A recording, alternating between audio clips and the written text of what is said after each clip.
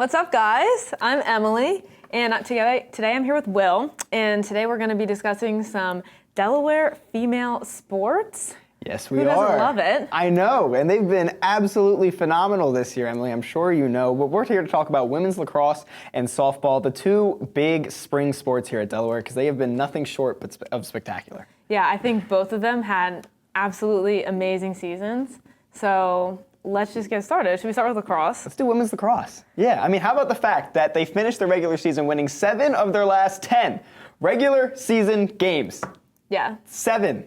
And that last game being a 17-4 win against the William and Mary Tribe, locking up the 3rd seed in the conference prior to the CAA tournament. Yeah. So going into that with a bang. I think offensively this year they did really well. Not even just that game, but in other games they've put up a lot of points, which I think is an improvement that you've seen from this year to from last year to this year. Yeah. And I think that really helped to push them through the season.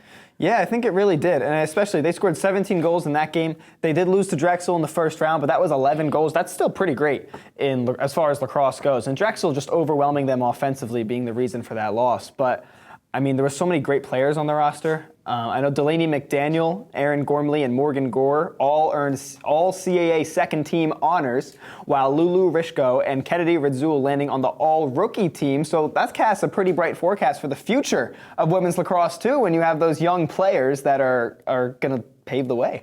Yeah, I honestly think it's only going up from here for women's lacrosse and moving conferences. Yep. Like, it's going to give them a higher level of play, which I think will push them to be even better.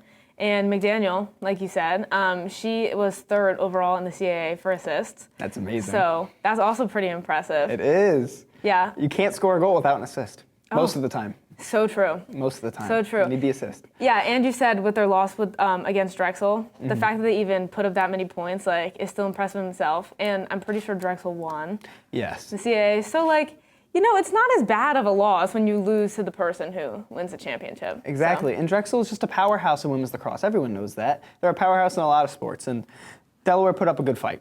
It's the truth. But now we're going to talk about softball. And the Delaware softball team has been so much fun to cover. I mean, both Emily and I, we have been in Delaware Softball Diamond for Hens All Access and various other commitments. That victory song, Hey Baby, every single time they win, it's engraved in my head. It gets me hyped. Yeah. The whole stadium, which was renovated this year and Yep. looks absolutely beautiful, can feel the energy that they bring to every single game. Absolutely, and they played so well. Billy Kerwood is someone that everybody loves. I'm a big fan of her. I know you're a big fan of her.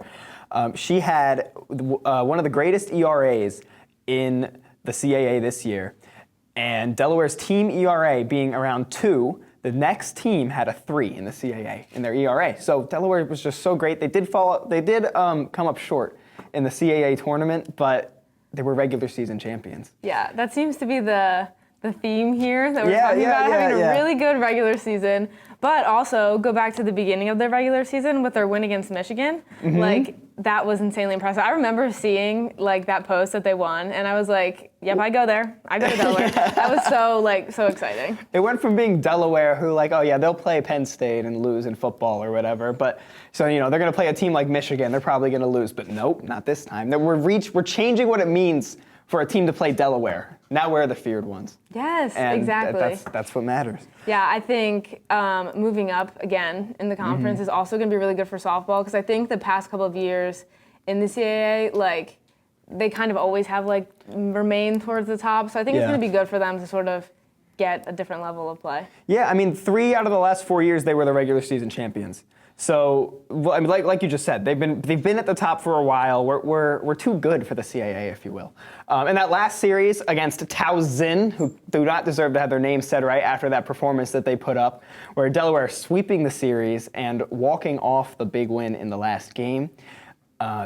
Just what a bang to end their season. Yeah. And it was in that series, the first game, where they won the regular season crown as well. Yeah, that was great to see. And also, just the energy that they brought to that game. Watching them all season, it's like, yeah, like energy's always high, Yep.